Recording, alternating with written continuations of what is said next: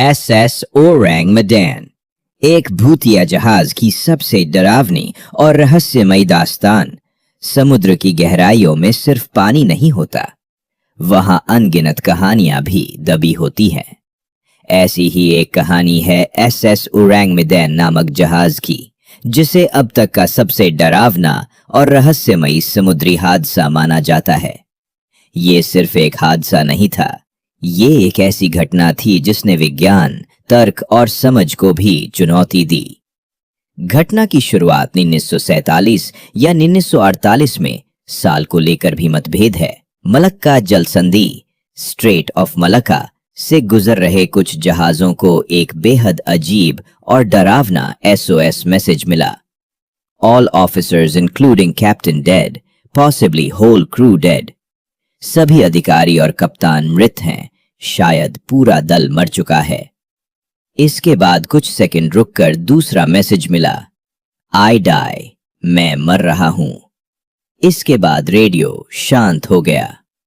ये संदेश एसएस ओरैंग मैदान नामक डच जहाज से भेजा गया था, जो सुमात्रा और मलेशिया के बीच के समुद्री इलाके में था। इस संदेश ने समुद्री दुनिया में खलबली मचा दी। जहाज की खोज जब पास के अमेरिकी जहाज सिल्वर स्टार को यह संदेश मिला, तो उसने तुरंत ओरैंग मैदान की लोकेशन की ओर रुख किया। कुछ घंटों के बाद उन्हें वो जहाज मिल गया, शांत, बिना किसी हलचल के, समुद्र की लहरों पर तैरता हुआ। जब वे जहाज पर चढ़े तो जो दृश्य देखा, उसने सबकी रूह कंपा दी। भूतों जैसा सन्नाटा, पूरा जहाज मृत शरीरों से भरा था। हर क्रू मेंबर की आंखें खुली हुई थीं, उनके चेहरे पर भयानक डर की झलक थी, जैसे उन्होंने मरने से पहले कुछ अकल्पनीय देखा हो। उनके हाथ अकड़े हुए थे, चेहरे खुले हुए मुंह के साथ, ऐसे जैसे चीख रहे हों।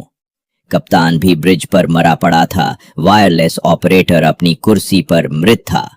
सबसे रहस्यमयी बात यह थी कि किसी के शरीर पर चोट या खून का कोई निशान नहीं था, न कोई जहरीली गैस का सबूत, न ही किसी बीमारी का संकेत।